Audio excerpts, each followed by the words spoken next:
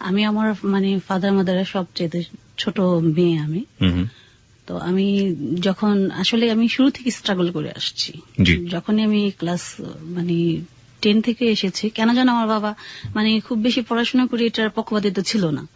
যে মানে মেয়েদের এত পড়াশোনা করে কি হবে, এত পড়াশোনা করে কি হবে। But my father was A educated person, not only that, he was A officer, মানে ক্লাস 1 অফিসার।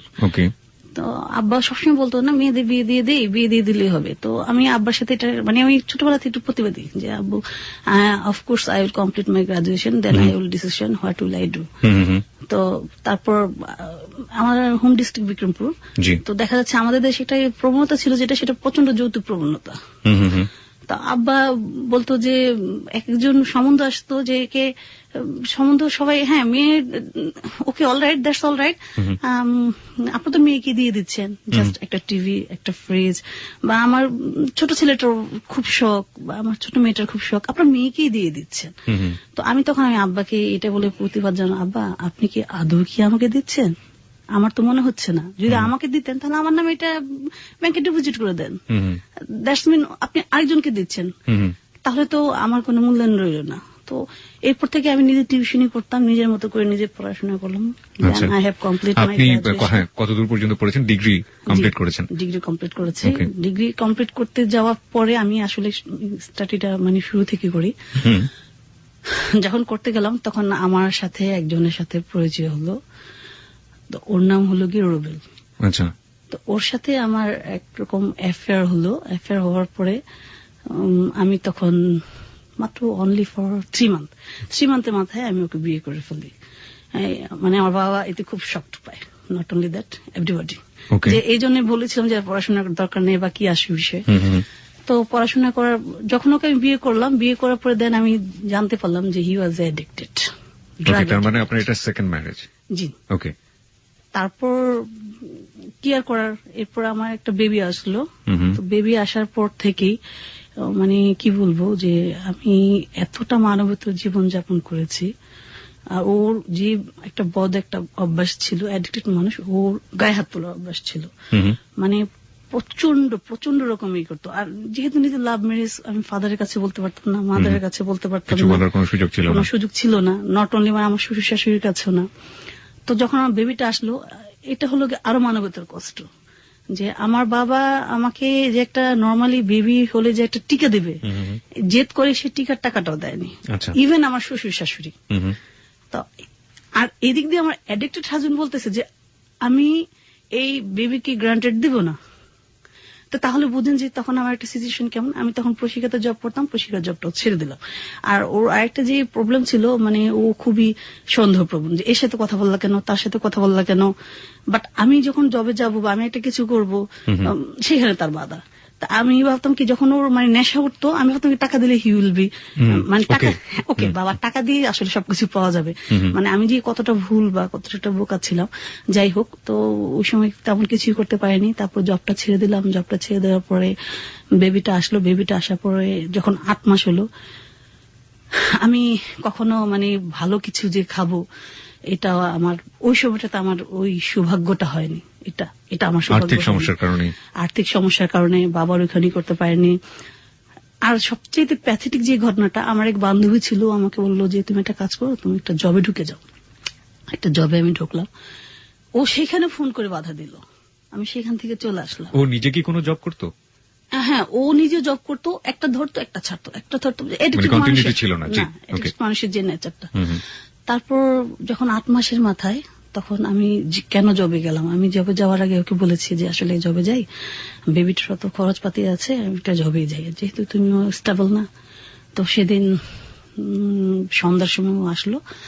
ও এসে আমার উপরে মানে কি বলবো, মানে এতটাই মানে অত্যাচার করলো যে তালা দিয়ে আমার মাথায় বাড়ি দিল। Bleeding, so much bleeding, not only that, লাথি দিল। লাথি দেওয়ার কারণে আমার প্লেসেন্টটা নিচে নেমে গিয়েছে ফুল। তো আমার তখন মানে ওর মার কাছে গিয়ে বললো, মা আমি এই ধরনের কাজ করেছি। ওর মা কি করলো, সাথে সাথে করলো কি, চাদরটাকে নিয়ে ওয়াশ করে ফেললো, যাতে মানে প্রমাণ না থাকে। তো তখন আমি তখন মনের ভিতরে আমার ভিতরটা জেদ চলে আসলো যে আসলে আগে যদি আমি বাঁচি, দেন আদার্স কিছু। এইভাবে করে কখনো মানে কন্টিনিউ করা কারণ যায় না। আপনাকে যে আচরণ করছে আপনাকে যে কোনো মেরেও ফেলতে পারে। মেরে ফেলতে পারে, ও এরকমই করতো। হ্যাঁ, তো যখন তখন আমি চলে আসার পর মার এখানে আসলাম, মা বাবাও খুব প্রচন্ড কষ্ট দিত আমাকে, প্রচন্ড। মানে কেন তাকে আসলে বিয়ে করলি? কেন তাকে বিয়ে করলি বা বেবিটাই বা কেন নিলি, হোয়াট ইজ ইউর ফিউচার, তুমি কেন এই ধরনের কাজ করলা, তুমি তো লাইফটাকে আবার নতুন করে লিড করতে পারতা। জি। হ্যাঁ, তো এরকম আমি বলেছি মা আসলে আমি বিয়ে শাদী করবো না, চিন্তা ভাবনা করেছে ওই বেবিটাকে নিয়ে থাকবো, এই জন্য একটা ডিসিশন নিয়েছে, দেখি কি হয়।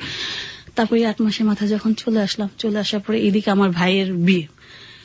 আরো একটা প্যাথেটিক ঘটনা যেটা কিবরিয়া ভাই যেটা আমাকে কন্টিনিউ, মানে আমি এই ঘটনাটা কখনোই ভুলবো না, যে আমার ফাদার, আমার মাদার, আমার এক খালু বলেছে যে ও যদি থাকে তাহলে আমার বিয়েতে আসবে না, আমাকে শিফট করলো আমার ফুপুর বাসায়। কেন, মানে আপনি থাকলে কেন তারা বিয়েতে আসবেন না? আমি কেন বেবি নিলাম, আমি কেন অ্যাডিক্টেডকে বিয়ে করলাম, তাতে আমার খালুর পরিচয় দিতে সমস্যা হচ্ছে, সামাজিকতার সমস্যা হচ্ছে, এবং আমাকে তাই করলো, আমার ফুপুর বাসায় রেখে আসলো। আমি আমার ভাইয়ের বিয়েটা দেখতে পারিনি। তারপর মানে এভরি টাইম মানে আমার কাছে মনে হতো আমার মা মানে যাই হোক মানে প্যাথেটিক কথাবার্তা বলতো এভরিবডি। তারপর আমার বেবিটা হলো হবার পরে আমার তখন বাঁচার কথা ছিল না, যেহেতু আমার প্লেসেন্টে নিচে নেমে গিয়েছে, সিজারে হয়েছে, রাত 3টা বাজে আমার জ্ঞান এসেছে। আমি তখন কাউকে বিলিভ করতে পারছিলাম না, কারণ আমার বোন প্রায় বলতো যে তোর বেবিটাকে আমি কোথাও দিয়ে দেবো, পালক দিয়ে দেবো বা এখানে দিয়ে দেবো, বাট আমার বড় আপনি কি আপনার যে প্রথম বর ছিল রুবেলের কথা বলছিলেন, ওকে ডিভোর্স দিলেন সেই সময় নাকি তারপর? আর পরে তো তখন দেখেন, তখন আমি আসলে কি করব, আমি তখন আমার দুলা ভাইয়ের উপর ডিপেন্ড করেছে। দুলা ভাই, আমি ডাক্তারকে বারবার বলতেছি যে ডাক্তার মানে I have to say something, যে আমার যদি যেটাই হোক আমার বড় দুলা ভাইয়ের উপর আমি দায়িত্ব দিয়ে গেলাম, কারণ আমি ধরে নিয়েছি যে আমি আর বাঁচবো না। যখন আমাকে মানে অজ্ঞান করা হলো, কারণ সিজারে সচরাচর দেখা যাচ্ছে যে যার যারটা শেষে দেখছে, আমার কিন্তু কোনো হুঁশ নেই, আমার রাত্র 3টা বাজে হুঁশ এসে যাচ্ছে, তো সেন্স ছিল না। তারপর বেবিটা হওয়ার পরে তখন আমি মানে জিদ করলাম যে আমি আর ওখানে যাব না, যত কষ্টই হোক আমি আমার বেবিটাকে নিয়ে থাকবো। তারপর বেবিটাকে নিয়ে মার এখানে মানে থাকলাম, এদিকে আমি জবে খুঁজে গেলাম। আমার বাবা তো বলতেছে তুমি বেবি নিয়ে আসছো, তোমাকে আমি কখনোই জায়গা দেবো না, তোমার বেবি খরচ কে দিবে। আর আরেকটা জিনিস যেটা, আমার বেবি ল্যাকটেশন পাচ্ছে না কারণ আমি ভালো কিছু খাইনি। হ্যাঁ, আমার কাছে টাকাও নেই। আমার ব্যাংকে তখন আমি প্রশিক্ষিতা জব করতাম, প্রশিক্ষিতা জবটা ছেড়ে দিলাম, 20,000 ছিল আমার ব্যাংকে, তার ভিতরে স্যালারি না জমানো ছিল, ব্যাংকে জমা ছিল আপনার 20,000 টাকা। 20,000 টাকা দিলে ওই আপনার বায়োমিল 7 দিনই শেষ, কারো কাছে গিয়ে আমি পাচ্ছি না। তখন আমি কি করলাম, 21 দিনের মাথায় আমি চাকরিতে ঢুকলাম। আমি সম্পূর্ণ হাইড করলাম যে আমি একজন মা, আমার একটা বেবি আছে। আপনি এখানে আমার প্রশ্ন আছে, আপনি এমন কি জবে ঢুকলেন যেখানে আপনার হাইড করতে হলো যে আপনি মা এবং আপনার বেবি আছে? কারণ আমি আসলে একজন মেডিকেল রিপ্রেজেন্টেটিভ জবে ঢুকেছি। আমাদের মেডিকেল রিপ্রেজেন্টেটিভ জবটা হলো মানে সো টাফ একটা জব। এখানে সকাল থেকে শুরু করে রাত্র 9টা-10টা পর্যন্ত টাইম দিতে হয়। তো যদি ওরা শুনে যে আই হ্যাভ এ বেবি, তাহলে তারা ভাববে যে আমি এখানে সময় দিতে পারবো না, যার জন্য আমি যেখানে দিয়ে যখনই বলেছি আমার বেবি আছে, তারা সকলেই বলেছে আপনি বেবি আছে, এত ছোট বেবি। তখন আমি চিন্তা করলাম যে আসলে আমার সিভিটাকে চেঞ্জ করা লাগবে। তারপর সিভিটাকে চেঞ্জ করে যখনই আমি ঢুকেছি, তখন আমি গ্লো ফার্মাসিউটিক্যালসে ঢুকলাম। ওখানে আমি 1 না 3 বছর জব করলাম। তো জব করতে যে তখন এই যে ভদ্রলোক বসে আছে তার সাথে আমার পরিচয় হলো। কবে পরিচয় হলো? ভদ্রলোকের সাথে পরিচয় হলো যখন আমার 2 বছর। ভদ্রলোকটা আপনার বড়, ভদ্রলোকের কাছ থেকে একটু শুনি কিভাবে পরিচয়টা হলো ওনার সঙ্গে আপনার? আমি আসলে রেনাটাতে চাকরি করতাম নোয়াখালীতে। আমি রেনাটার চাকরি ছেড়ে দিয়ে ঢাকায় আসলাম, এখানে জয়েন করলাম। 2000 আসলে আমি রেনাটাতে পিজিতে জয়েন করি। পিজিতে আসার পরে ওর সাথে আমার পরিচয় হলো। মানে আপনারা দুজন একই ধরনের জব করতেন এবং তারপরে পরিচয় থেকে পরিণয়, এবং যেটা বলছিল যে উনি যাকে বিয়ে করেছিলেন প্রথমে, উনি তো ড্রাগ অ্যাডিক্ট ছিলেন এবং ওনার একটা বেবিও ছিল, এটাও আপনি জানলেন? জানতেন না, বিয়ে করার পরে জেনেছেন না বিয়ে করার আগে? এই মিথ্যে বলো, ওরা বিয়ে করার আগে জেনেছে। আচ্ছা, তাহলে আপনার কাছ থেকে শুনি কাহিনীটা কি ছিল। মিথ্যে বলো তুমি। ওকে, মানে কাহিনীটা আসলে কি ছিল? আচ্ছা, কাহিনীটা যেটা ছিল, তো যখন মনে করেন তারপর যখন আমার বেবিটাকে আমি দেখতে দিইনি ওকে, কারণ যে বেবি স্বীকৃতি ওরা দেবে না, সেই বেবি দেখার কোনো প্রয়োজন নেই। আমি আমার শাশুড়ি এবং আমি একটু জিদি টাইপের, আমি ওকে বলেছি যে পৃথিবীতে এমন অনেক বেবি আছে যাদের কোনো পরিচয় নেই, তারা জর্জ ব্যারিস্টার হয়ে বেঁচে আছে। আমার বেবি যদি আমার পরিচয় বাঁচতে পারে, ওয়েল এন্ড গুড, বাট সে ছেলে হোক বা মেয়ে হোক, এটা দেখার কোনো রাইট আপনাদের নেই। এবং তারা আদৌ কোনো খরচপাতি আদৌ এখনো পর্যন্ত দিচ্ছে না। যখন ও জানতো, ইচ অ্যান্ড এভরিবডি জানতো যে নাহার ইজ আনম্যারিড, অনেকেই ঘুরতো এনআরটিভি করার জন্য, নট অনলি দ্যাট, আমার হাজবেন্ডও ঘুরতো। তো যখন বিয়ে করার ঠিক 1 মাস আগেই আমি ওকে বলেছি, হ্যাঁ, নট অনলি দ্যাট, ও কিন্তু আমার বেবিকে দেখেছে, বুঝছেন, একটু বড় শব্দ আর কি, যে বেবিকে দেখে আসছে এবং আমার বেবি ওকে আবু বলে ওটাকে। ওকে, না ঠিক আছে, আপনি যেটা বলছিলেন যে আপনি জানতেন, বিয়ের পরে জেনেছেন বা বিয়ের আগে জেনেছেন, এটা কি আদৌ আপনার জন্য কোনো ম্যাটার, মানে কোনো বিষয় কিনা যে তার একটা? আসলে এটা আমার জন্য কোনো ম্যাটার না। ওকে, ফাইন। আসলে আমাদের বিষয়টা জানা দরকার ছিল। আমরা গল্পের আরো সামনের দিকে যেতে চাই, যেটা বলছিলেন। তারপর জব ঢুকলাম, জবে এবং 3 বছর আপনি যেখানে জব করলেন সেটাই আপনার শেষ পর্যন্ত, এরপরে আপনি অন্য কোথাও সুইচ করেননি বা সুযোগও হয়নি, ওই কোম্পানিতেই আপনি কাজ করেছেন লাস্ট পর্যন্ত? ওই কোম্পানিতে কাজ করেছি। তো আমাদের আবার মানে জবটা কি, ধরেন ওয়েল স্যালারি পেলে মানুষ মানে সুইচ করে আস্তে আস্তে উপরের দিকে যায়। তো গ্লোবের থেকে ভালো আমি অপরচুনিটি পেলাম সানোফি অ্যাভেন্ডিস। হ্যাঁ, আমি কিন্তু সম্পূর্ণ আর্টস ব্যাকগ্রাউন্ড, আমাদের এই সমস্ত প্রফেশনাল হয় কি মানে সায়েন্স ব্যাকগ্রাউন্ড লাগে। তো দেখা যাচ্ছে যারা নাকি একটু ছোট কোম্পানিতে, ওরা সায়েন্স বা আর্টস এটা দেখে না, ওরা ট্রেনিং দিয়েই নেয়। আচ্ছা আচ্ছা, হ্যাঁ, ট্রেনিং দিয়ে ওরা নেয়। তো যখন ও এক্সপিরিয়েন্স হয়ে যায়, তখন মনে করেন যে বড় বড় কোম্পানিতে তারা নিয়ে নেয়। তো যখন দেখলো যে I have experience, then I will go the Sanofi Aventis. তো সানোফি অ্যাভেন্ডিস যেতে আমি ভালো মনে করলাম জিএসকে, গ্ল্যাক্সোস্মিথক্লাইন। গ্ল্যাক্সোস্মিথক্লাইনে আমি যখনই জয়েন করলাম, তো আসলে এই পরিবেশটা জয়েন করার পর দেখলাম যে আমার জন্য আসলে একটা বিরূপ পরিবেশ। ওকে, আমরা আসলে গল্পের শ্রোতা এই পর্যায়ে আপনাকে বলি, আমরা গল্পের মূল জায়গাতে যাচ্ছি। যে স্টোরিগুলোর কথা বলা হয়েছে, যে গল্পগুলোর কথা বলা হয়েছে, আশা করছি মনোযোগ দিয়ে শুনবেন। অনুষ্ঠানটির কথাও একবার মনে করিয়ে দেই। অনুষ্ঠানটা হচ্ছে হ্যালো 8920, এখানে আপনি অংশগ্রহণ করতে পারেন এবং এখানে আপনি আপনার কথা বলতে পারেন। দিনটা 24 ঘন্টা। ফোন নাম্বার খোলা রয়েছে আপনার জন্য 91156668। আবারও বলছি 91156668। ফোন করতে পারেন এখানে, ফোন করে আপনি আপনার কথা বলতে পারেন। এমনও হতে পারে সামনের সপ্তাহে হয়তো এই দুজনের জায়গায় আপনি বসবেন। আপনি যে কোম্পানিতে জয়েন করলেন সেখানেই মূল ঘটনাটা আসলে ঘটেছে। আমরা সেই দিনের গল্পগুলো আপনার কাছ থেকে থ্রোলি শুনতে চাই। জি। তো যখন আমি গ্লাক্সোতে জয়েন করলাম, তো জয়েন করার পর আমার এক কলিগ ছিল, আমার পোস্টিং হলো ল্যাবিট। আমি কাজ করি ল্যাবিট স্পেশালাইজডে, না ল্যাবিট ডায়াগনস্টিকে, আর আমার কলিগ কাজ করে ল্যাবিট স্পেশালাইজডে। ওকে, আমার হাজবেন্ডের টেরিটরি একই জায়গায়, ও কাজ করে ল্যাবিট স্পেশালাইজড। তো স্পেশালাইজড আর ডায়াগনস্টিক দুটোই পাশাপাশি ধানমন্ডি, আমাদের জন্য সুবিধা হলো যাতায়াতের জন্য। তো আমি যখনই জয়েন করার পর থেকেই এই লোকটা মানে আমাকে খুব একটা বেশি ভালোভাবে গ্রহণ করেনি। কোন লোকটা ভালোভাবে গ্রহণ করেনি? সঞ্জিত। উনি কে আসলে? উনি আসলে হলো গিয়ে আমার মতে একজন রিপ্রেজেন্টেটিভ। উনি 10 বছর যাবত মানে বুড়া রিপ্রেজেন্টেটিভ গ্ল্যাক্সোতেই আছে। আচ্ছা, আমরা প্রতিষ্ঠানটির নাম একটু হাইড করতে চাই। আমরা আপনি যেটা বলছিলেন যে সঞ্জীব, মানে সঞ্জিত কুমার, উনি আপনার সাথেই কাজ করতেন এবং 10 বছর যাবত ওই জায়গাতে, মানে আপনার সিনিয়র তিনি। আমার সিনিয়র তিনি। ওকে। তো উনি জয়েন করার পর বললেন, মেয়ের এই প্রফেশনে আসছে, মেয়েরা কেন এই প্রফেশনে আসবে, মেয়েরা কেন এই করবে, আপনার তো জাস্ট প্রেসক্রিপশন বের করবেন, কেন সেল করবেন, কেন এই করবেন, এরকম, বা চলেন একটু চা খেয়ে আসি, একটু নিচে যাই, বা একটু লিফট, যেটা আমার আসলে টোটালি ভালো লাগতো না। তো এরকমই সে প্রায় করতো। সে কেন করতো আমি জানি না। তো আমার প্রিভিয়াস বস যে ছিল, সে ছিল হলো কি তারিকুল ইসলাম। তো হি ওয়াজ সো মাচ জেন্টলম্যান, খুবই ভালো, খুবই ভদ্র। তো তারেক স্যার আমার এই ব্যাপারটা জানতো। জানার পর তারেক স্যার অসংখ্যবার এটা নিয়ে মনে করেন যে আমার বলেছে যে আপনি ওনাকে ওনার মতো করে কাজ করে দেন, প্লিজ ডোন্ট ডিস্টার্ব হার। আচ্ছা। তো উনি বললো যে এই তারেক তো থাকবে না, টুডে অর টুমোরো এই তারেক তো থাকবে না। আমরা কেউ জানি না, বাট সে ঠিক জানে যে তারেক থাকবে না। বুঝতে পেরেছেন? নোবডি জানে। হ্যাঁ, তারপর আমার এদিকে চাকরি কনফার্মেশন হয়ে গেল, সেল ভালো। আমি ঢোকার পরপরই 100% সেল করলাম, অ্যাচিভমেন্ট করলাম, আমার মানে চাকরি কনফার্মেশন হয়ে গেল। কনফার্মেশন হওয়ার পর আমি কনফার্মেশন হয়েছি, এতে ওরা খুব জেলাসি। কেন তারেক জানলো না, আসলে তারেক কি বড় একটা ভুল করলো, তারেক ওদেরকে কেন কনফার্মেশন দিল। তো কনফার্মেশন হলো, আপনি 6 মাসের মধ্যে কনফার্মেশন পেয়ে গেলেন? হ্যাঁ, 6 মাসের ভিতরে কনফার্মেশন পেয়ে গেলাম। নট অনলি দ্যাট, আমি ইনসেন্টিভও ধরে ফেলেছি। আমার প্রেসক্রিপশন শেয়ারও ভালো, সব ভালো, ইচ এন্ড এভরিবডি সবই ভালো। তারপর আমার বসটা যখন ট্রান্সফার হয়ে চলে গেল, আমি খুবই প্যাথেটিক পেলাম যে আসলে আমার কাছে মনে হলো আমার একটা বড় ভাই আমার কাছ থেকে ছুটে গিয়েছে। তো স্যার আসলে আপনি চলে গেলেন, আমার জন্য মনে হয় একটু টাফ হয়ে যাবে এখানে কাজ করার। বাট উনি আমাকে কি বলেছিল যে না, আপনি ট্রান্সফার নিয়ে নেন, you will not stay here. আমি তখন বুঝিনি আসলে কেন এই ইঙ্গিতটা সে দিল। তো সে এখান থেকে ট্রান্সফার হয়ে গেল। ট্রান্সফার হয়ে যাওয়ার পর নতুন এক বস আসলো, ওনার নাম হলো তাপস কুমার সাহা।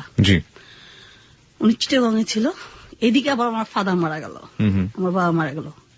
কি ভাই, আমার বাবা মারা গেল, আমি ছুটি নেইনি। আমি ভেবেছি যে যেহেতু আমি কোম্পানিতে আছি, মানে নর্মালি 3 দিন ছুটি করে আমি সাথে সাথে চলে আসছি। আমি চাকরিটাকে প্রায় মানে বেশি দিয়েছিলাম, প্রাধান্য দিয়েছিলাম, বা ফাঁকি ঝুঁকি এটাকে আমি করিনি।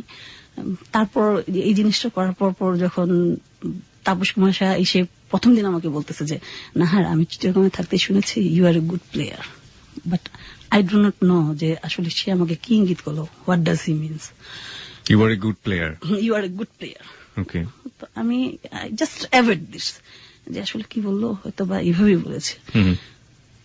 এরপর বৈদ্যনাথ নামে আরেকজন, ও আমাদের আস্তে আস্তে কিন্তু ইনভলভ হচ্ছে, বাড়তেছে।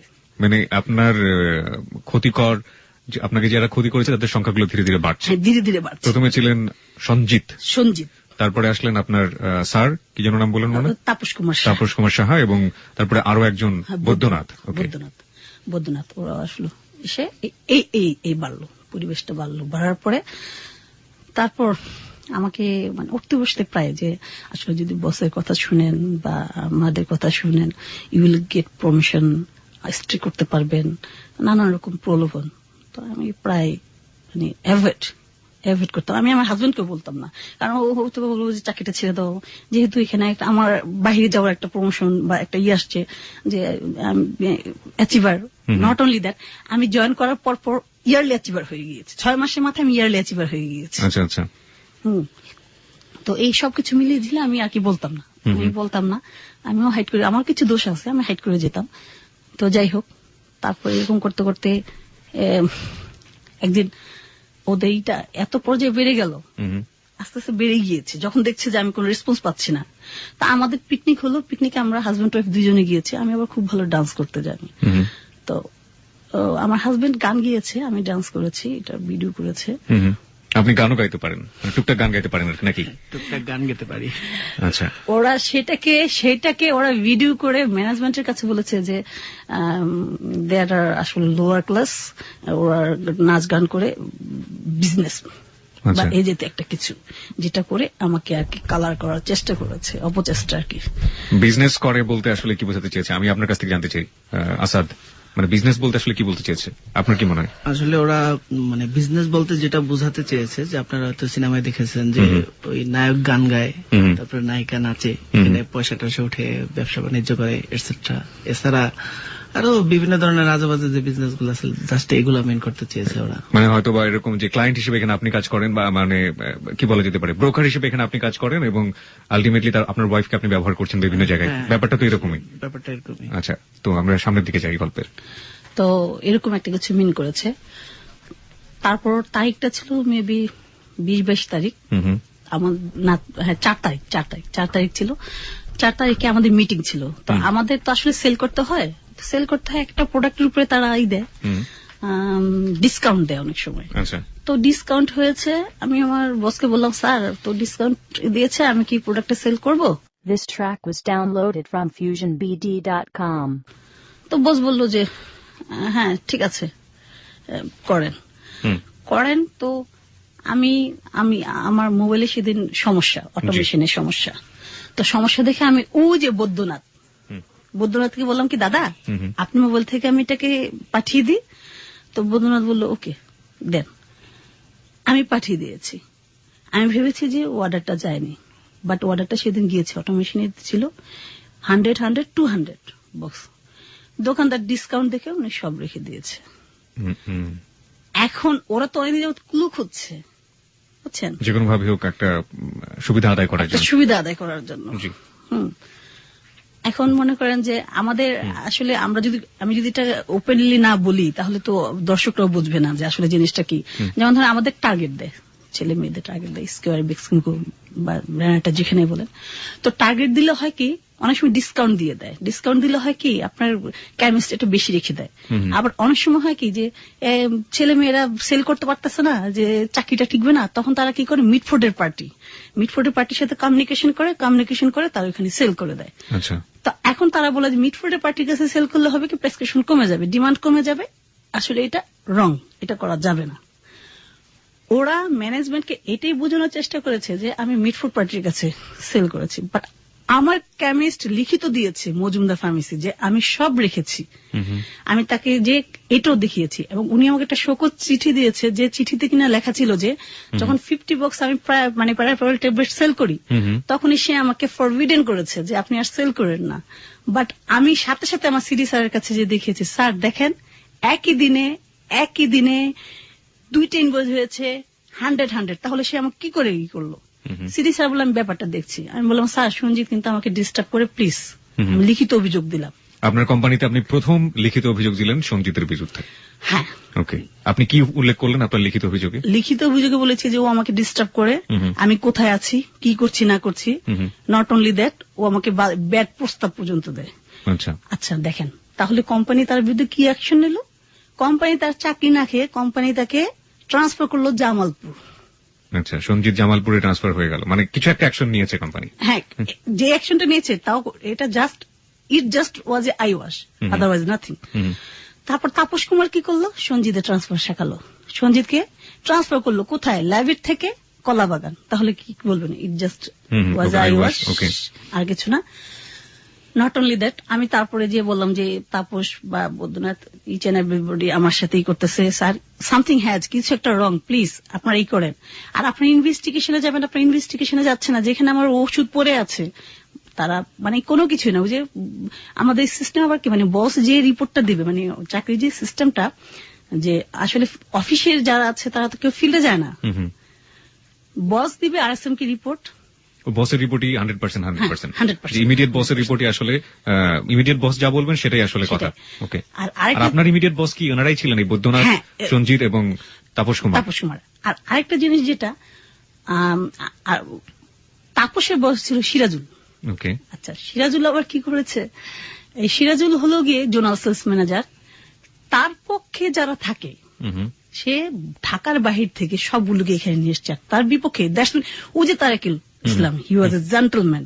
নট অনলি দ্যাট, আরো যারা ছিল সবগুলাকে ঢাকার বাইরে পাঠাই দিল। অফিস পলিটিক্স আমরা জরুরি মনে হচ্ছে, আমরা ওদিকে না যাই। তো আপনি যখন প্রথম যেটা হচ্ছে কমপ্লেইন করলেন, অভিযোগ দিলেন আপনার অফিসে, এবং তারপরে ঘটনাটা আসলে কি হলো? আচ্ছা, পরিবর্তনটা কোথায় দেখলেন? তারপরে আমি কোনো পরিবর্তন পাইনি। এরপরে ওদের মানে কমপ্লেইন করাতে ওরা আরো বেশি বেপরোয়া হয়ে গেল। আচ্ছা, রাফ এন্ড টাফ হয়ে গেল ওরা, মানে আমার বিরুদ্ধে যে কমপ্লেইন করেছি রাফ এন্ড টাফ। তো আমাকে 25 তারিখে ডেকে নিয়ে গেল। 25শে মার্চ মানে দর্শক শ্রোতা যারা আছেন তারা বুঝতেই পারছেন, মাত্র মাসখানেক আগের ঘটনা। জুলাই মাস চলছে, মার্চ না, তাহলে তো 2-3 মাস আগের ঘটনা। জি, আমাকে ডেকে নিয়ে গেল, আমাকে বললো যে, এবং সেটা ওরা এরপর থেকে আমাকে ওদের ফোন থেকে ফোন করে না, ওরা আদার্স নাম্বার থেকে ফোন করে, যাতে আপনি ফোনের রেকর্ডটা না রাখতে পারেন। ফোনের রেকর্ডটা না রাখতে পারি। তো আমাকে বললো মিটিং আছে, অফিসে আছেন। আমি অফিসে গেলাম। অফিসে যাওয়ার পরে ওনা মাঝে একবার আমাকে বলেছে আপনি রিজাইন দেন, যখন ওই যে প্যারাফেরাল ওটা সেই তাপস মানে আপনার বস। ওকে, আমার বস। হ্যাঁ, ওই যে প্যারাফেরাল ওটা নেই, যেটা নিয়ে আমি ই করলাম। আমি বলেছি হোয়াই, আমি কেন রিজাইন দেবো? You will sack me, not আমার কি ফল্ট? আপনি আমার ফল দেখে আপনি আমাকে কি করবেন? আমি কেন কি করবো? আপনি আমাকে চেক করবেন। তো এই কথা বলতে আমি তখন দেখলাম যে তাপসের চেহারাটা বিমর্ষ হয়ে গিয়েছে। আমি চলে আসছি, আমি আর কোনো কথা বলিনি, আমি আমার মতো অ্যাজ ইউজুয়াল অফিস করতেছি। তারপর 25 তারিখ তারা আমাকে ইনভিটেশন করলো অফিসে আসেন। আচ্ছা ঠিক আছে, অফিসে গেলাম। আমাকে 2টার দিকে বা 3টার দিকে আনুমানিক এরকম হবে ফোন করলো, আমি গেলাম। তো যাওয়ার পরে আসলে বেসিক্যালি হয় কি 3টা-4টার পর আমাদের অফিসে কেউ থাকে না, নোবডি, কেউ থাকে না। তো আমি যাওয়ার পর দেখি ওই 3 জেন্টলম্যানই আছে অফিসে। আচ্ছা, আমাদের ডিরেকশন স্যারও নেই। তো ওরা পায়চারি করছে, আমাকে বললো যে স্যার ভিতরে আছে, আপনি যান। তো আমাদের অফিসের যে 110 ল্যাবরেটরি আমি বসতাম, ওইখানকার সিস্টেমটা হলো গিয়ে 3টা-4টা টেবিল আছে, 3টা-4টা টেবিলে বসগুলো বসে, আর আরেকটা রুম আছে যেটা গ্লাস দিয়ে ঢাকা, থাই গ্লাস দিয়ে ঢাকা, যেটার ভিতরে বা বাহিরে কি হচ্ছে কেউ দেখবে না, বোঝা যায় না। সেটা হলো গিয়ে জোনাল সেলস ম্যানেজার সেই সিরাজুল ইসলামের রুম। আচ্ছা আচ্ছা, আমাকে সেই রুমে ডেকে নিয়ে গিয়েছে, সেই রুমে ডেকে নিয়ে গিয়েছে আপনার বস। আমার বস তো আর না, ওই সঞ্জিত বলল। আমি ভিতরে গিয়েছি, সঞ্জিত বাহিরে তার মানে পাহারা দিচ্ছে, আর তার বাহিরে আরেকটা দরজা আছে যেখানে বৈদ্যনাথ পাহারা দিচ্ছে। তো যাই হোক, আমি আসলে ডেকে নিয়ে গেল বলতে কি, যখন ওই স্যার আপনি যান বলার পরে আমাকে ধাক্কা দিয়েছে, ধাক্কা দেওয়ার বাইরে থেকে ধাক্কা দিয়েছে। হ্যাঁ, আমি তখন যে ওই ভদ্রলোকের উপরে যে পড়ে, ভদ্রলোকটা কে ছিল? ভদ্রলোকটা ছিল তাপস কুমার সাহা। তো আসলে যাই হোক, ওই সময় রাফ এন্ড টাফ একটা কিছু আমার সাথে হয়েছে, যেটা আসলে বুঝে নেওয়া যায় আর কি, বলা যাবে না আর কি। একটা মেয়ের সাথে যে ধরনের বা ওই ধরনের একটা কিছু হয়েছে, হওয়ার পর যখন দেখেছি আসলে সিচুয়েশন যে আদার্স কিছু হয়ে যাচ্ছে, তখন প্লিজ নাহার, যেটা হয়েছে প্লিজ আপনি এটা আসলে আপনি কি করলেন সেই মুহূর্তে? আমি সেই মুহূর্তে তো আমার চোখ মুখ মানে গরম হয়ে গেছে, আমি চিৎকার করে ওঠার সাথে সাথে মানে ওরা ইতস্ত হয়ে দেন, প্লিজ যা হয়েছে যে প্লিজ না বাইরে যে কাউকে বলিয়েন না, হ্যান্ড ইট আমরা হ্যান্ডেল করবো, বা ভুলে যান, কিরকম একটা সান্ত্বনা করার চেষ্টা করছিল এরকম একটা কিছু। আমি তখন চলে আসলাম, চলে এসে আমার হাজবেন্ডকে কিছু বলিনি, বাট আমার মনটা আর কি খারাপ বা এরকম। আমার হাজবেন্ড আপনি হেল্পফুল, এটা সত্য হেল্পফুল, সো মাচ। আপনাকে কিছু বলেনি, কিন্তু আপনি জিনিসটা জেনেছেন। আমরা একটু আসাদের কাছে আসতে চাই। আপনি এই ঘটনাটা জানলেন কিভাবে? আপনার ওয়াইফের উপর যে টর্চারটা হলো অফিসে, ফার্স্ট টর্চার যেটা বলি আমরা। ও আসলে 25 তারিখের যে ঘটনা বিকালে ঘটছে, ওটা কিন্তু আমাকে 26 তারিখে সন্ধ্যার পরে বলছে। কিভাবে বললো? প্রথমে তো বলতে চান, উনি বলছেন না, প্রথম বলেনি। আমি যখন মেজাজ খারাপ হয়ে আসলাম বাসায়, এসে দেখি যে ও কান্নাকাটি করতেছে। মেজাজ খারাপ আপনার কেন হলো? যে আমি সকাল থেকে ওকে পাচ্ছি না, ফোন বন্ধ। হ্যাঁ, তারপরে এদিকে আমি সন্ধ্যার দিকে জিডিও একটা করে আসি শাহবাগ থানাতে। তারপরে সারাদিন বন্ধ, ওর মার বাসায় যায়নি, বোনের বাসায় যায়নি, আমার কোন রিলেটিভের বাসায় পাইনি। না পাওয়ার কারণে তো আমি আর কি মেজাজ টাজাজ খুব খারাপ হয়ে গেছে। আমি আসছি বাসায়, এসে দেখি ও কান্নাকাটি করতেছে। তো আমার মেজাজ কোনোভাবেই কন্ট্রোল হচ্ছে না। তারপরেও আমাকে বেশ সান্ত্বনা মানে শান্ত করে তারপরে বললো, তুমি যদি আমাকে হেল্প না করো তাহলে আমি আসলে কার কাছে যাব, আমার তো হেল্পার তুমি স্যার আর কেউ নেই। তো যাই হোক, পরে আর কি এই ঘটনাগুলো বললো, 25 এবং 26 2 দিনের ঘটনাই আমাকে বললো। ওকে, আপনি আপনার বরের কাছে প্রথমে এই ঘটনাটা বললেন। বর্ডার, যেহেতু আপনারা দুজন ব্যাপারটা জেনে গিয়েছেন, সুতরাং সিদ্ধান্ত আপনারা পরবর্তীতে কি করতে যাচ্ছেন সেটাও আপনারা দুজনে মিলিয়ে নিয়েছিলেন। সিদ্ধান্তটা কি ছিল নাহার? আচ্ছা, তো 25 তারিখের পরে 26 তারিখ আমাকে বললো না। দেখেন ওরা মানে কতটা রিকলেস, আমি সেটা বলছি যে 26 তারিখে আবার আমাকে মানে ফোন করে বললো যে রেলি আছে 8টা 8:30 দিকে রেলি আছে, আমরা রেলি করবো। তো আমরা ওষুধ কোম্পানি হয় কি, পহেলা বৈশাখ, তারপর মানে অকেশনাল ডে গুলোতে, আদার্স ডে গুলোতে আমরা ডক্টরদেরকে গিফট দিই বা কোনো সেমিনার করি, হয়েছে তো মেবি। তো আমার এক ডক্টর আছে, আমাকে খুব সাপোর্ট দেয়। তো ডক্টরটার নাম হলো কি ডক্টর কৃষ্ণকান্ত। উনি আমাকে প্রচন্ড সাপোর্ট দেয়। উনি কি আপনার সেম কোম্পানি, মানে একই কোম্পানির? না, উনি হলো একজন ডাক্তার। আচ্ছা, ডাক্তার। হ্যাঁ, উনি আমাকে খুবই মানে অ্যাজ লাইক আমাকে খুব চুজ করে বা মেয়ের মতোই উনি আমাকে প্রচন্ড সাপোর্ট দিত। আমাকে সেই ডাক্তারের কথা বলে আমাকে নিয়েছে। তো আমি যে দেখি যে আসলে সেদিন সেই ডাক্তার বসেনি। তো ডি ব্লক আর হলো কি নিউক্লিয়ার মেডিসিন, দুইটা একই সাথে অ্যাডজাস্ট করা বিল্ডিং। ওই বন্ধের দিন, শনিবার দিন এবং বন্ধের দিনগুলোতে নিউক্লিয়ার মেডিসিনটা বন্ধ থাকে। ওরা এটা জানতো যেহেতু এটা প্ল্যান করা। ওরা আমাকে ডি ব্লক দিয়ে বলেছে উপরে উঠতে। আমি ডি ব্লক দিয়ে 5 তলা দিয়ে ওই বিল্ডিং এ যাওয়া যায়, 5 তলা বা 7 তলায়। হ্যাঁ, আমি ওখানে গেলাম, যাওয়ার পর দেখি যে ডক্টরের চেম্বার বন্ধ। ঠিক আছে না, তাহলে চলো একটু চা খেয়ে আসি। চা খেয়ে আসে ওরা আগে। কে বললো আপনাকে চা খাওয়ার কথা? 3 জনে মিলেই? হ্যাঁ, 3 জনে মিলে। 3 জন সবসময় একই সাথে ঘোরাফেরা করতো? হ্যাঁ, একই সাথে ঘোরাফেরা করতো। আচ্ছা, তারপর আর একটু উপরে যখন গেলাম তখন দেখি যে কেচি গেট লাগানো, তখন আমি বুঝেছি যে আসলে আমি দৌড়ে যখন করতে গিয়েছি তখন ওরা পিছ থেকে আমাকে ধরার পর যাই হোক ওদের সাথে ধস্তে হওয়ার পর আমার জামা যাই হোক ছিঁড়ে গিয়েছে, আমার মোবাইলটা ছিল, মোবাইলের পার্সটা আবারও ধস্তাধস্তি, মানে আবার মানে একদিনের ডিফারেন্স আপনি দ্বিতীয়বারের মতো এক ধরনের ফিজিক্যাল হ্যারাসমেন্টের শিকার হলেন। একরকম হলাম। নট অনলি দ্যাট, সেদিন ওরা আমার মোবাইলটা ছিনতাই করে নিয়ে গেল, আমার পার্সটা ছিঁড়ে মোবাইলটা নিয়ে গিয়েছে। এইদিকে আমার হাজবেন্ড আমাকে খুঁজে পাচ্ছে না বোধহয়, তখনও ওই 26 তারিখে এসে আমি ওকে এই টু জেড সব বললাম। বলার পরে আমি বললাম আমি জব ছেড়ে দেবো। তো এদিক দিয়ে কিন্তু ও আমার স্যালারিও দেয়নি, আচ্ছা, আমার কিন্তু স্যালারিও দেয়নি, আমার স্যালারি তারা হ্যাং আপ করে রেখেছে। তো তারপর আমি বললাম ঠিক আছে আমি জবটা ছেড়ে দেবো। ও আমার হাজবেন্ড বললো তুমি চলে আসলে এটা তো কিউর হলো না, এটা সলিউশন হলো না, একটা সলিউশন করে আসো। আর এই সঞ্জিতের নেচার এরকম যে এর আগে আরেকটা মেয়ে জয়েন করেছিল, ওই মেয়েটার সাথে সেম ব্যবহার করেছে ওই লাইব্রেরির 7 তলায়। তো ওই মেয়েটা জব ছেড়ে যাওয়ার সময় বলে দিয়েছে, তারপরও দেখেন ম্যানেজমেন্ট ওর বিরুদ্ধে কোনো রকম অ্যাকশন নেয়নি। আচ্ছা যাই হোক, তো তখন আমরা যখন থানায় গেলাম মামলা করতে, আমার হাজবেন্ডের মামলাটা তারা নিল না নেওয়ার পরে আমার হাজবেন্ডের এক মানে চাচা আছে, ওকে দিয়ে আমরা তখন মামলাটা দায়ের করলাম। মামলাটা দায়ের করার পরে যেই মামলাটা 90 দিনের মাথায় শেষ হবার কথা, ইট ওয়াজ সো মাচ প্যাথেটিক, টাকা থাকলে এভরিথিং ইজ পসিবল। ওরা সেই মামলাটা 11 দিনের মাথায় এফআরটি দিয়ে দিল। নট অনলি দ্যাট, যেই ঘরটাতে আমার সাথে হ্যাস্তন্যস্ত হয়েছে তারা সেই ঘরটা বাদ দিয়ে পুলিশ শাহবাগ থানাতে ওরা 7 লাখ টাকা খেয়েছে। 7 লাখ টাকা খেয়ে ওরা মনে করেন ওই রুমটা বাদ দিয়ে আদার্স যে রুমটা ওইটা নিল, আর বললো যে দেখিয়েছে যে আমি মোবাইল তাদের কাছে জমা দিয়ে দিয়েছি। বাট আমি কিন্তু মোবাইল জমা দিইনি, আমি তাদের কাছে মোবাইল যে ছিঁড়ে নিয়েছে পার্সটা সেটাও আমি তাদেরকে দেখিয়েছি। তো ওরা খুব দ্রুত দিয়ে দিল। আমি যখন বললাম যে আপনি তো আমার সাক্ষী নিলেন না, আমার হাজবেন্ডের সাক্ষী নিলেন না, আমাদেরকে কল করলেন না, ইভেন যেখানে একটা সাক্ষী আছে যে সাক্ষীটা 26 তারিখে আমাকে নিজে সিএনজি ঠিক করে দিল, আপনি তারও সাক্ষী নিলেন না।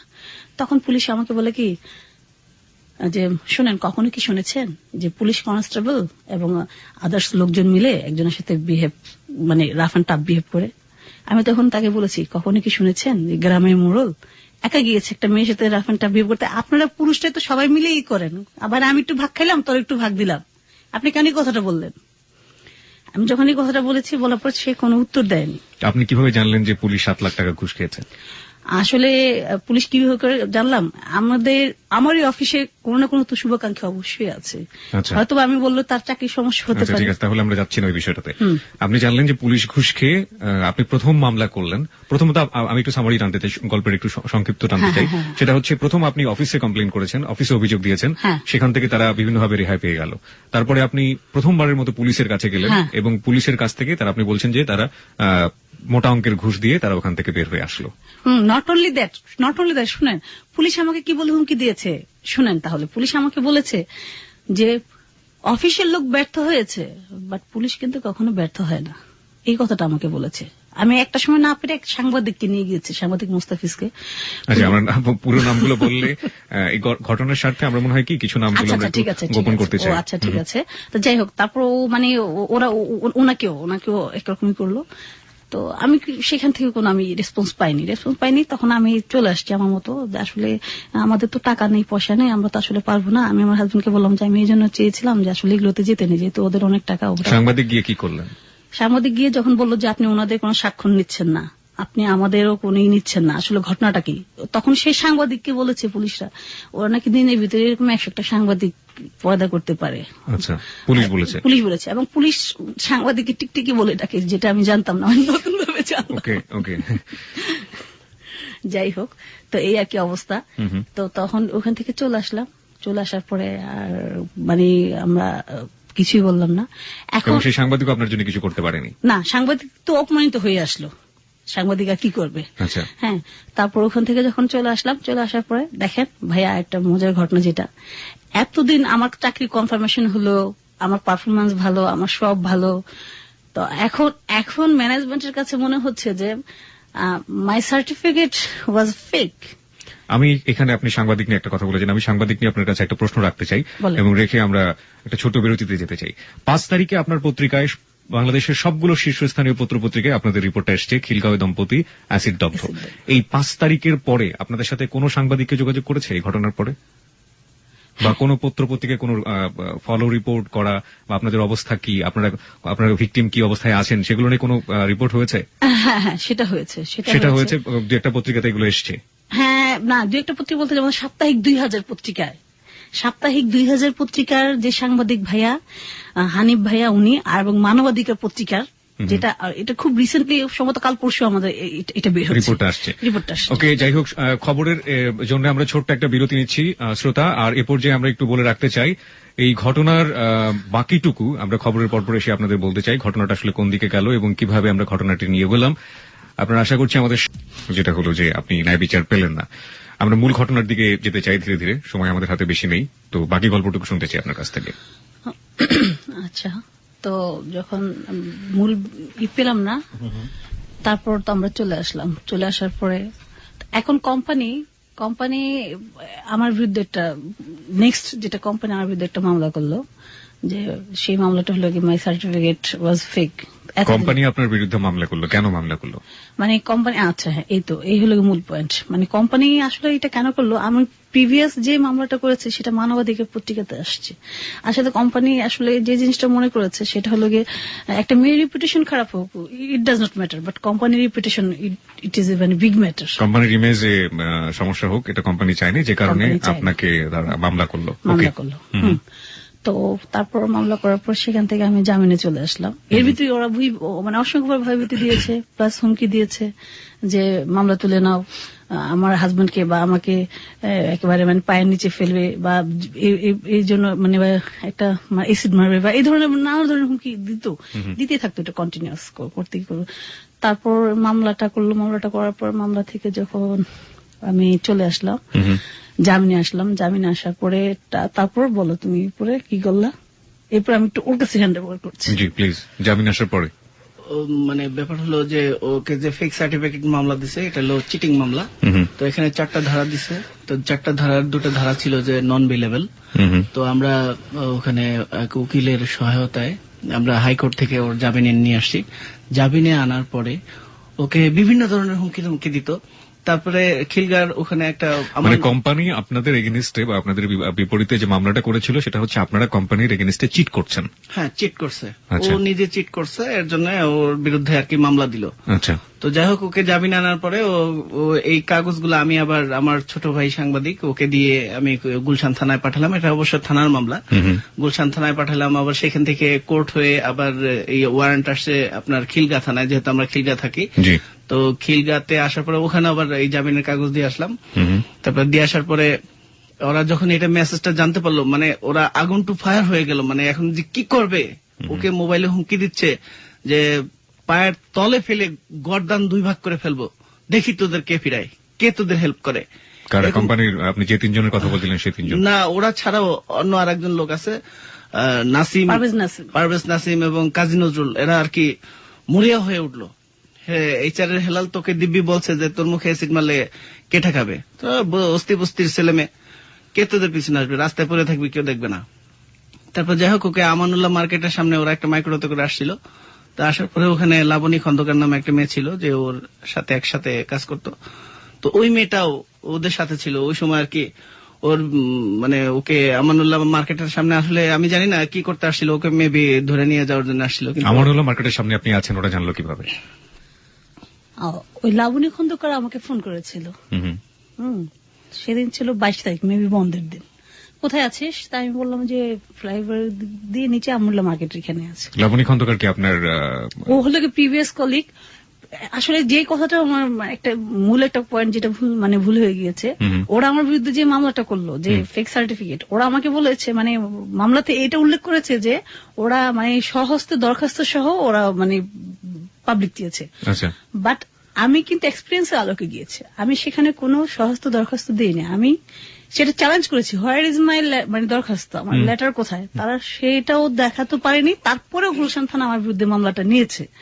আচ্ছা, আর যে সার্টিফিকেটের কথা বলা হচ্ছে ওটা সেই লাবণী খন্দকারের সার্টিফিকেট, সেখানে matric degree plus master degree certificate দেওয়া আছে। আর লাবণী খন্দকারের ইন্টারমিডিয়েটের যেটা আমি সাংবাদিক দিয়ে প্রকাশ করে দিয়েছি, সেই ইন্টারমিডিয়েটের মানে সার্টিফিকেটটা ওইটার সাথে তারা দেয়নি, তারা স্ক্যান করে, কোম্পানি কতটা চিটিংবাজ হতে পারে, স্ক্যান করে এই কাজটা করেছে। আর কেউ যদি ধরেন কোন একটা কোম্পানিতে ঢুকলো, তাহলে কি তার ইন্টারমিডিয়েট সার্টিফিকেট ছাড়া কি তাকে কেউ চাকরিতে নেয়? ওরা এই কাজটা করেছে।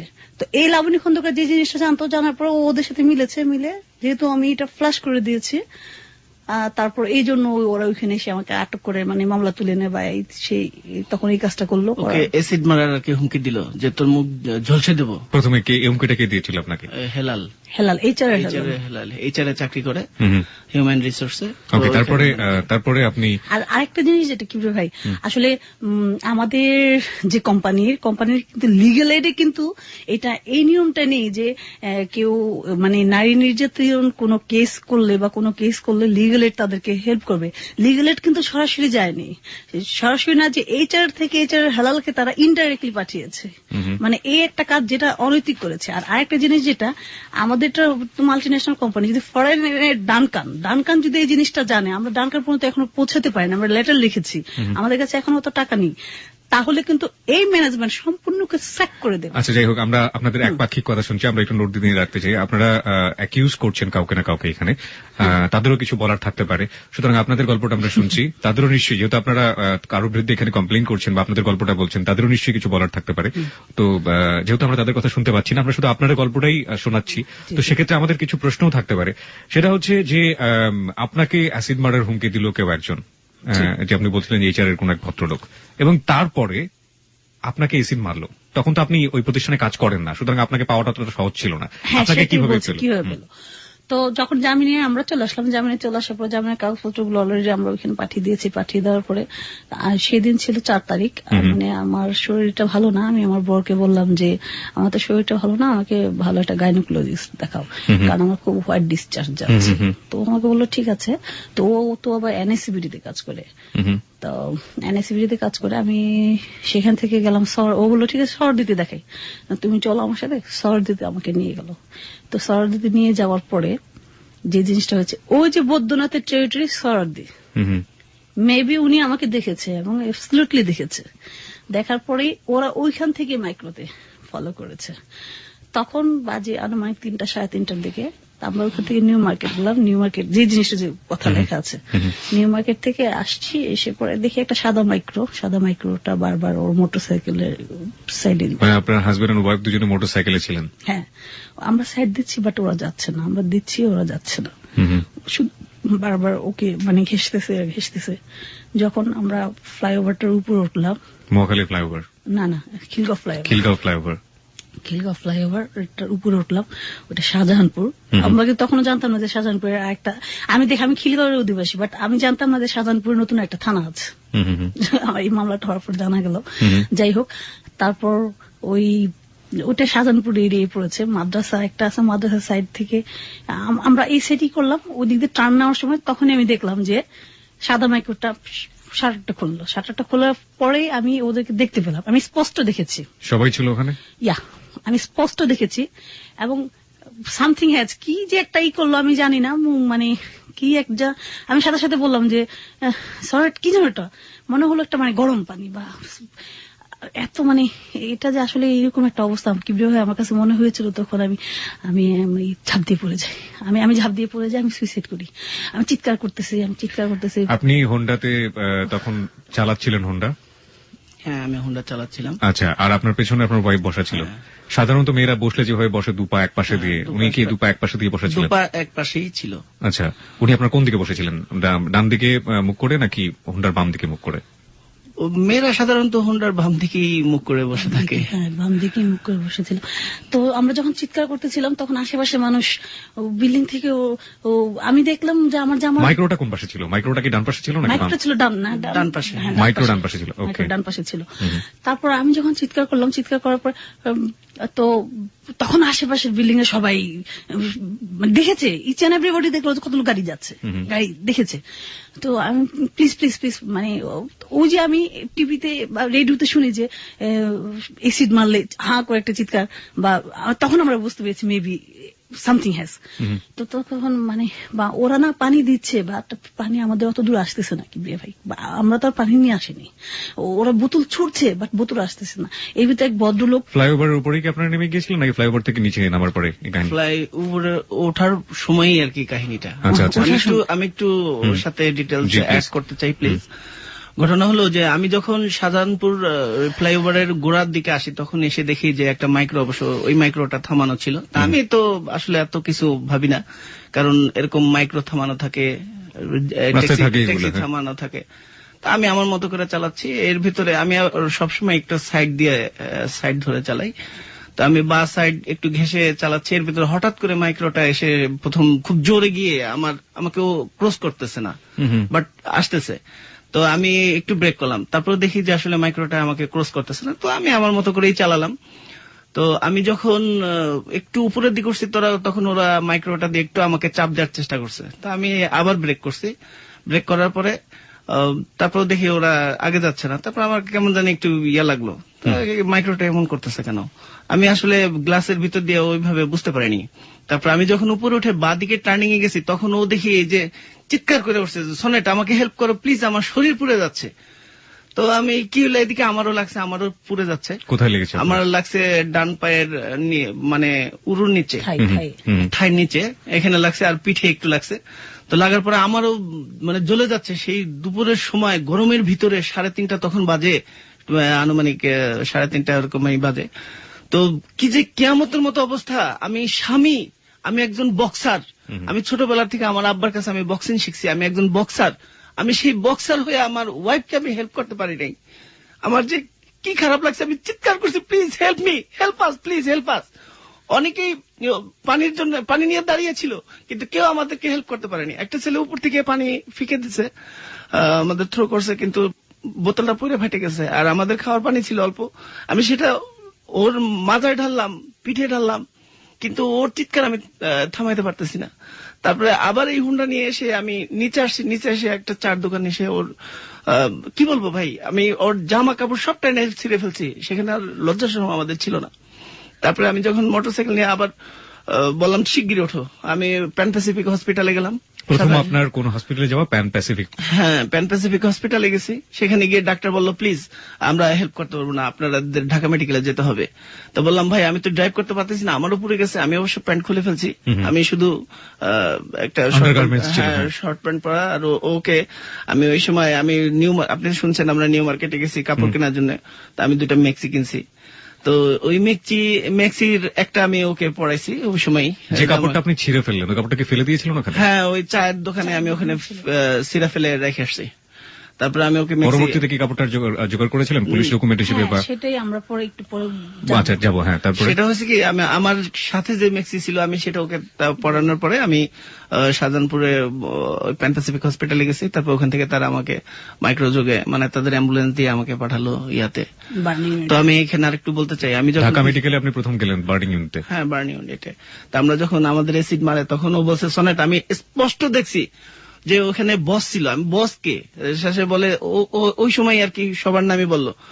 তারপর আমি বললাম প্লিজ ওদেরকে ধরেন, ওই সাধারণ মাইক্রোটা যাচ্ছে ভাই, ওইখানে ওরা, আমি বুঝতে পারছি যে অ্যাসিড মারছে, সবাই তাকায় আছে কিন্তু কেউ মাইক্রো ধরছে না, আর কোনো লোকও নাই, কে ধরবে। তারপর যাই হোক আমরা অসহায়ের মতো এইভাবে আসলাম। আসার পরে ঢাকা মেডিকেলে ভর্তি হইলাম। তো ওখানে ঢাকা মেডিকেলে ভর্তি হয়েছিলেন? 4 তারিখে। 4 তারিখে ভর্তি হয়েছেন।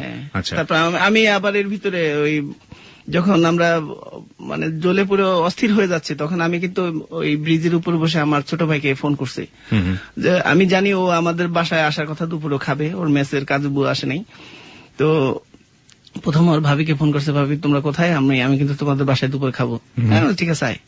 তা আমি জানি যে কাছাকাছি আছে, আমি ওকে মানে আর উপায়ন্ত না পেয়ে আমি বললাম নাদি শীঘ্রই আমাদের উপর বোধহয় অ্যাসিড মারছে, আমরা ফ্লাইওভারের উপর আছি। বলে সনেট ভাই আমার যত সম্ভব আমি তাড়াতাড়ি আসার চেষ্টা করতেছি। যাই হোক এরপরে আমরা ঢাকা মেডিকেলে গেছি বার্নিং ইউনিটে। তারপর ওখানে আমাদের সাথে অনেক সাংবাদিক ভাইরা দেখা করলেন, কথা বললেন এবং ট্রিটমেন্টের ব্যবস্থা করলেন, ডাক্তার আসলেন, তারপরে পুলিশের লোকজন আসছেন। আমি ঢাকা মেডিকেল সম্পর্কে একটু জানতে চাই। আপনারা ঢাকা মেডিকেলে 4 তারিখে গেলেন, যাওয়ার পরে আপনারা কতদিন ছিলেন ওখানে?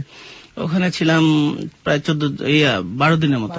আচ্ছা একটু বলি এবার। হ্যাঁ, তো 12 দিন থাকার পরে কি আপনার যে অবস্থা আমি যেটা দেখেছি যে শরীরের যে অবস্থা, তো 12 দিন থাকার পরে আসলে এই মানে ওখান থেকে আমি চলে বলি, আসেন? জি হ্যাঁ, আমি প্লিজ। সেটাই বলতে যাচ্ছি। তো আমি যখন ওই ঢাকা মেডিকেলে ছিলাম তখন আমার কিন্তু কোনো সেন্স ছিল না।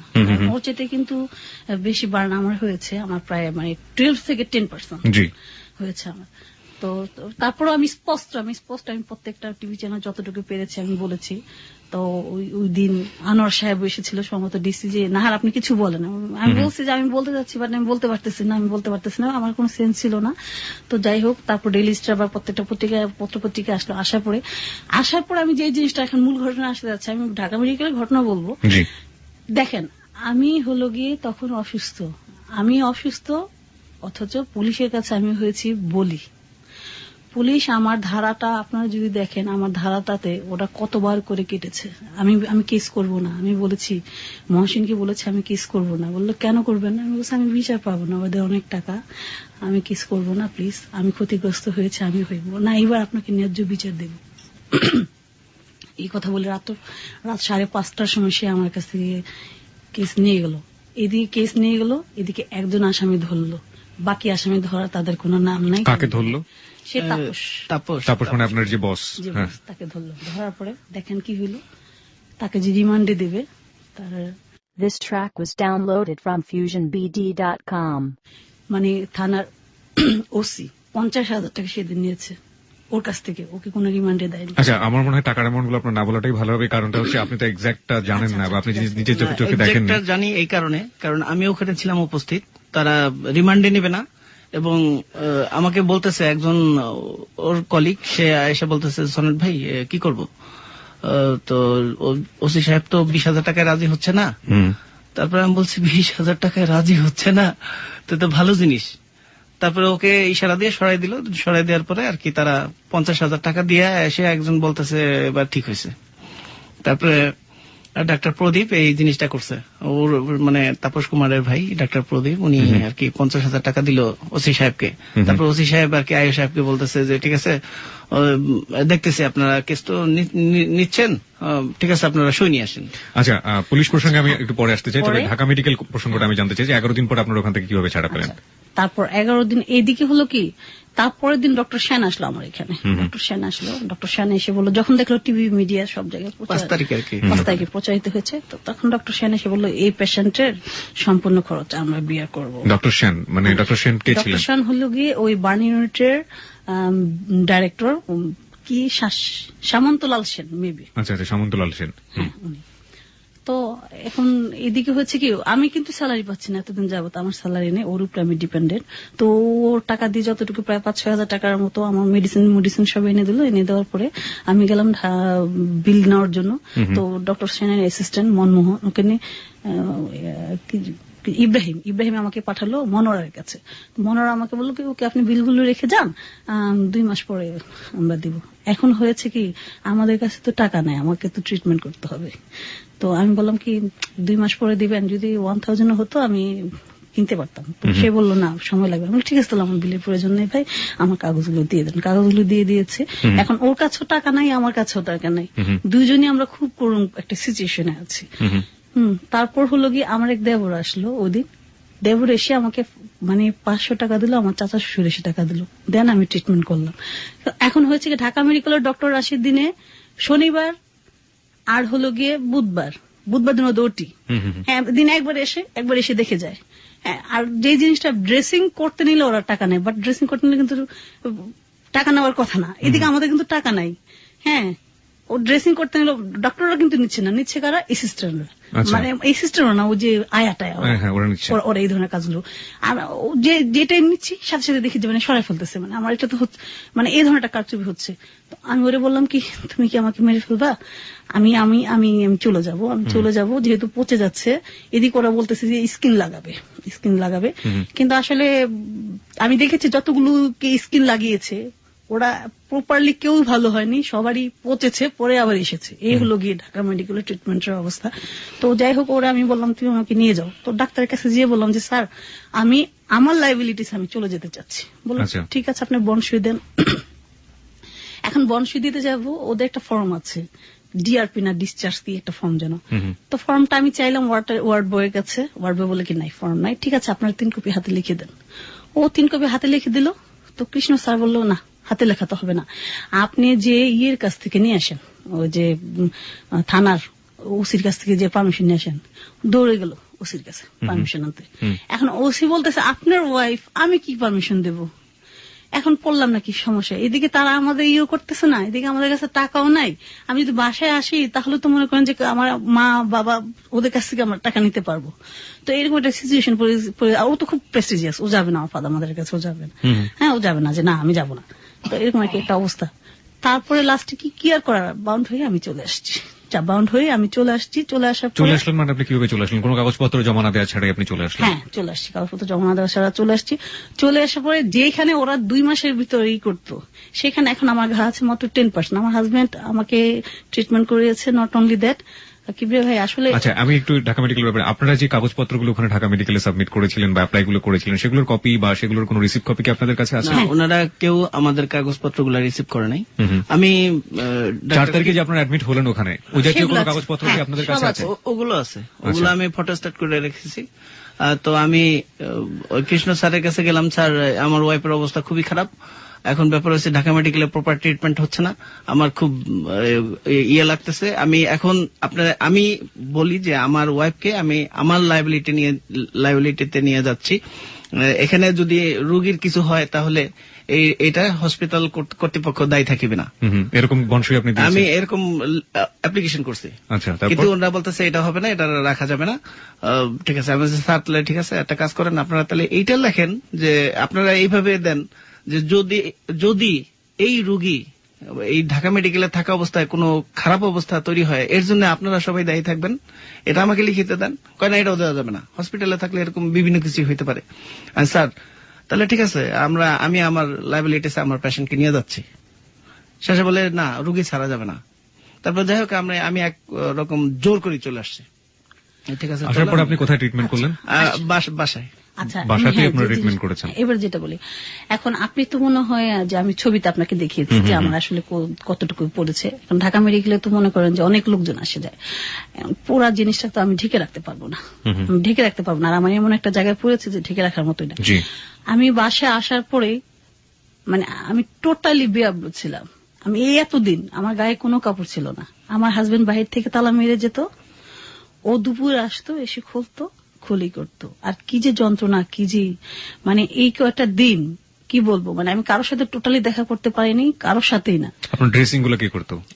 আমি করতাম, ড্রেসিং গুলো সকালে করে যেতাম, আবার দুপুরে এসে ড্রেসিং করতাম, আবার রাত্রে এসে ড্রেসিং করতাম। আমি ওর টোটাল লজ্জার কথা বলতে কি, আসলে আমি ওকে বাথরুমে নিয়ে যেতাম, আমি নিজে পানি ইউজ করে দিতাম, আবার ওকে আমি তুলে নিয়ে আসতাম, নিয়ে এসে আবার বিছনায় রাখতাম। ও আসলে ওভাবে আমি একটু শ্রোতা বলে রাখি, আসলে রেডিওতে তো আসলে দৃশ্য দেখানোর সুযোগ নেই এবং টেলিভিশন হলেও এটা সম্ভব ছিল না, কারণ এমন কিছু জায়গাতে পুড়েছে পিছন দিক থেকে শুরু করে কিছু দৃশ্য মানে আমি নিজ চোখে দেখেছি, আর রীতিমতো ভয়াবহ, এবং এই ভয়াবহটার ব্যাপারটা আসলে বর্ণনা করার মতো না। আমার যেটা জানার সেটা হচ্ছে যে এই এত বড় জায়গা পুড়ে গেল এবং আপনি রিস্ক নিয়ে, ঝুঁকি নিয়ে আপনি তাকে বাসায় নিয়ে আসলেন, নিজে থেকে আপনি এক ধরনের ট্রিটমেন্টই করছেন বলা যেতে পারে। তো আপনি কি তখন নিজে থেকে তো আপনি তার ইয়ে করতেন, বিশেষ করে যেগুলো পরিবর্তন ড্রেসিংটা করতেন, ওষুধের ব্যাপারে কি করতেন আপনি? আমি যেহেতু রিপ্রেজেন্টেটিভ, আমি অনেকদিন যাবত চাকরি করি এবং স্কয়ার বেক্সিম কোঅপসোনিন রেনেটার মতো কোম্পানিতে চাকরি করেছি এবং আমার এই বিষয়ে অভিজ্ঞতা আছে, কারণ আমার ছোটবেলায় আমার ছোট চাচা ছিলেন মেজবাউল হক লিলু, উনি এখন অ্যাসিস্ট্যান্ট ডিরেক্টর অফ ফিশারি। তো উনি হ্যাসাকলাইটে পুড়ে গিয়েছিলেন, এটা হলো ময়মনসিংহে, খুলনাতে। তারপরে উনি যখন আসলেন তখন আমি ওনাকে ট্রিটমেন্ট করছি এবং আমি দেখছি ডাক্তাররা বিভিন্ন সাজেশন দিয়ে গেছে, আমি সেগুলো ইউজ করছি এবং আমি আমার ছোটবেলা থেকে একটা মোটামুটি অভিজ্ঞতা আছে। আসলে বার্নের পেশেন্টকে আসলে মেইন হলো তার ড্রেসিং, এবং আমি জানতাম যে ফ্লুক্লোক্সাসিলিন হলো আপনার স্কিন অ্যান্ড সফট টিস্যু ইনফেকশনের এক্সিলেন্ট ড্রাগ। আমি ওনাকে ওটা খেয়েছি এবং পাশাপাশি ওই ডাক্তাররা লিখছিলেন সিফোরোক্সিমেক্সিটিল, ওটা কি আপনার প্রেসক্রিপশন গুলো কি আছে? হ্যাঁ, প্রেসক্রিপশন ঢাকা মেডিকেলের যে প্রেসক্রিপশন গুলো সেগুলো কি আপনাদের কাছে হ্যাঁ, আছে? আমার কাছে আছে। Very good. ওকে। তো আমি ওনাকে সেপ্রোক্সিমেক্সিটিল খাওয়াইনি, আমি সেফিক্সিম এবং ফ্লুক্লোক্সাসিলিন দিয়েছি। তাতেই দেখি যে আসলে বার্নটা 90%। গল্পের আমরা সামনের দিকে যেতে চাই, আমাদের হাতে সময় বেশি নেই। এরপরে কি হলো মামলা করার পর? আচ্ছা, এরপর মামলা করার পরে কি হলো, এটা হলো আরো ইন্টারেস্টিং একটা আপনার ঘটনা। তাপসকে ধরেছে? হ্যাঁ, তাপসকে ধরেছে। তাপসকে ধরার পর তারা তাকে রিমান্ডে দিল না। রিমান্ডে না দেওয়ার পরে ওরা ওইখানেও কাটাকাটি করলো। ওরা এইরকম একটা ধারা দিল যে আমার বার্নের সাথে ধারার সাথে কোনো মিল নাই, যে ইচ্ছে করে ওসি এবং দারোগা এরা ইচ্ছে করে কাজটা করেছে যাতে ওরা ইজিলি জামিনে চলে আসে। যেখানে এসিড মামলায় মতো একটা মামলাতে কখনো জামিনে আসার মানে it is the out of question. 90 দিনের মাথায় যেটা করতে হয়। হ্যাঁ, ওরা এই কাজটা করলো। এই কাজটা করার পরে আমাকে মানে 7 দিন পরে এসআই আমাকে বলতেছে কি না, মানে নাহার বলছেন, জি বলছি ভাইয়া, আপনার আরেকটা কাপড় লাগবে। আচ্ছা, আমার আরেকটা কাপড় কেন লাগবে? বলে এটা তদন্তের খাতিরে লাগে, একটা আগে একটা পরে। যেই প্রথম আলোতে যে ছবিটা এসেছে লাল রঙের মিক্সি পরা, ওই যে যেটা আমি পরে পড়েছি, জি। সেই লাল রঙের মিক্সিটা আমি আবার যে ওনাকে দিয়ে আসছি।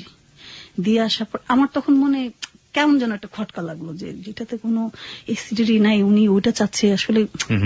আবার এদিকে ওরা জামিনও চলে আসছে।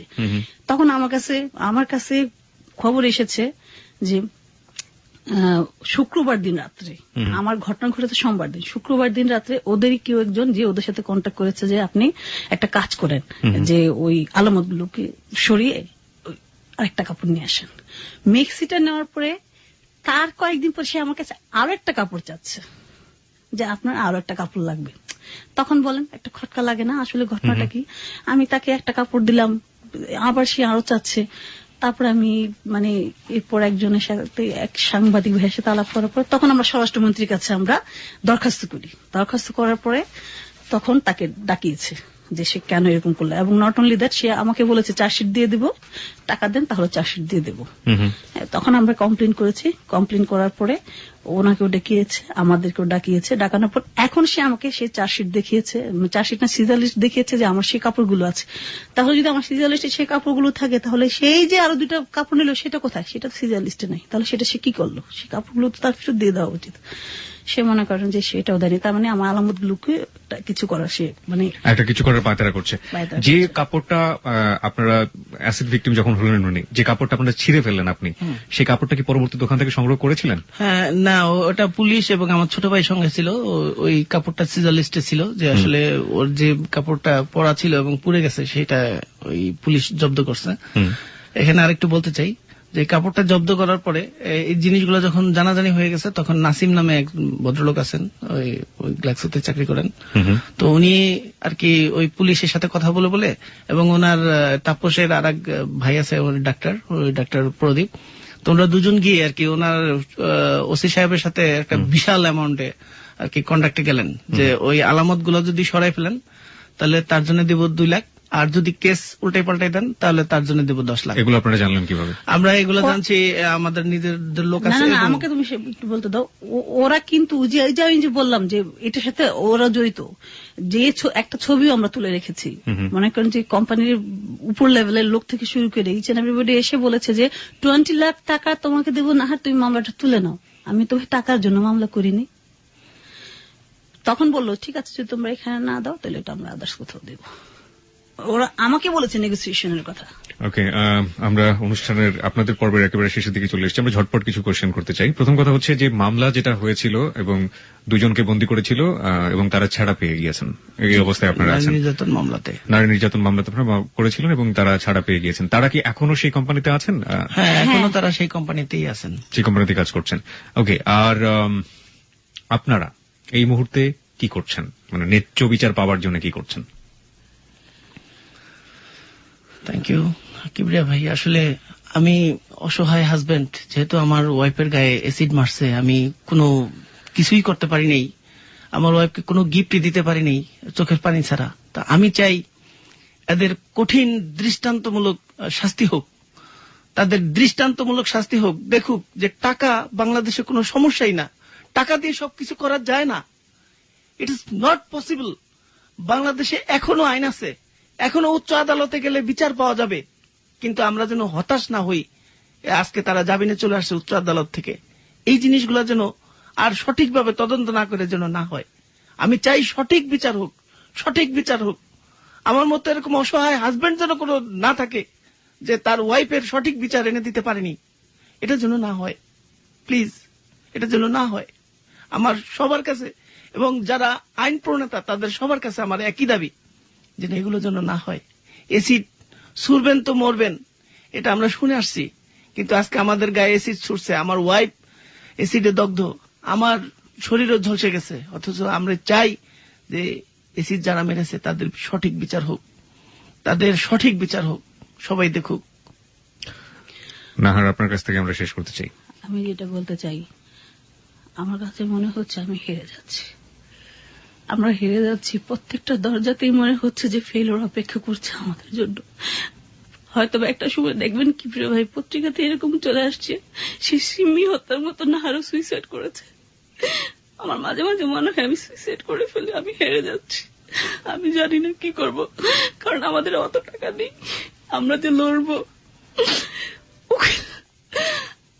এই দিক দিয়ে আমার স্যালারি ট্যালারি সব আটকে রেখেছে, আমি জানি না আমি কি করবো। হয়তো বা একদিন দেখবেন আপনাদের প্রথম আলোর পত্রিকায় বড় হেডিং এটাই আসছে, ন্যায্য বিচার না পেয়ে আর একজন সুইসাইড করলো। আমি আর কোনো পথ খুঁজে পাই না। আমি আপনাদের দুজনকেই বলতে চাই এজ এ ব্যক্তি মানুষ হিসেবে, সেটা হচ্ছে আপনি নাহার অনেক ভাগ্যবান, কারণ এরকম সময় অনেক আপনার সবচেয়ে কাছের মানুষটা আপনার পাশে আছেন। আর আপনি আপনার ওয়াইফকে সাহস দিন। মানে আমার মনে হয় সবচেয়ে বড় জিনিসটা সেটা হচ্ছে আপনি সারা জীবন ধরে লড়বেন। দেশে আইন আছে। হ্যাঁ, কিছু সমস্যা নিশ্চয়ই আছে আমাদের সমাজে, আসলে যে সমস্যাগুলো সব সমস্যার সমাধান হচ্ছে আমরা সেটা বিশ্বাস করি না। কিন্তু এই যে অ্যাসিড নিয়ে কিংবা যদি বলি নারী নিয়ে, নারী নির্যাতন নিয়ে আমাদের দেশের যে আইন, সেটা পৃথিবীর যে কোনো দেশের আইনের সাথে কম্পিট করার মতো, সে প্রতিযোগিতা করবার মতো। এবং আমরা দেখি যে আইনের শাসন কিছু না কিছু হলো প্রতিষ্ঠিত হয়েছে সব জায়গাতে। দেশে এত মানবাধিকার প্রতিষ্ঠান আছে, এত এনজিও আছে যারা কাজ করছেন। আপনারা মাস খানিক যাবৎ চেষ্টা করছেন এবং আপনারা অনেক দূর এগিয়েও গিয়েছেন আমি বলতে চাই। তো এই পর্যায়ে এসে আমার মনে হয় না যে নাহার যে কথাগুলো বলছে সেগুলো আপনার মেনে নেওয়ার কোনো কারণ আছে। আমার বরং আপনার সাহস দেওয়া উচিত তাকে। আমি ওকে সাহস দিচ্ছি, কিন্তু আমি যে ভিতরে ভিতরে আমিও হেরে যাচ্ছি। আমি হেরে যাচ্ছি, আমি তোকে সাহস দিচ্ছি, কিন্তু আমি চাকরি করে এসে যখন দেখি আমার ওয়াইফ কান্নাকাটি করতেছে, কি মেসেজ আছে, কি বলবা, কি করছো তুমি, আমি তখন আর কিছু বলতে পারি না, চুপ করে থাকি। আর মনে মনে ভাবি, খোদা আমাকে হেল্প করো প্লিজ, আমাকে এমন শক্তি দেওয়ার জন্য আমি ওকে বিচারটা এনে দিতে পারি। ও আমাকে মাঝে মাঝে বলে আমি সুইসাইড করব, আমি সুইসাইড করব।